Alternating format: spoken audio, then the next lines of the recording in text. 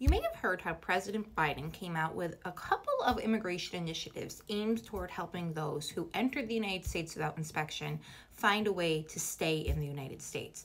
Now, one of these initiatives is huge because you see, prior to this announcement, anybody who had entered the United States without inspection, that is, they entered illegally, even if they got married and fell in love and had kids in the United States with a U.S. citizen, that person still would not be able to ever turn around and get a green card. They are done unless they leave the United States for either 3 years or 10 years, depending on how much time they had been physically present without status in the U.S., and then apply for an immigrant visa to the U.S., which means it's probably going to be at least a 12, 13-year process if once you leave the United States to finally get the ability to re-enter.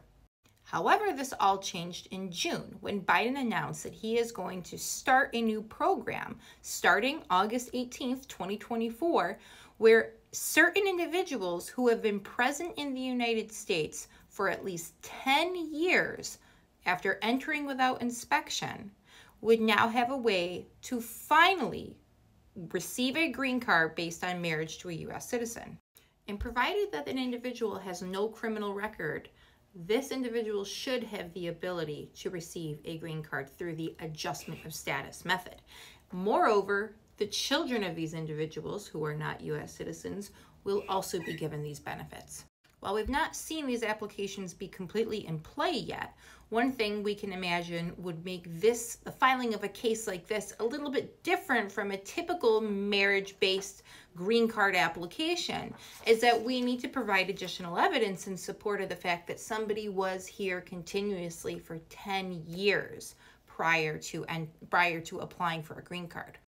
Some of the acceptable documentation to demonstrate this 10 continuous years of presence in the United States would be things like school records, medical or vaccination hospital records, insurance documentation. If you had a child, their birth certificate showing yourself as a parent in the United States.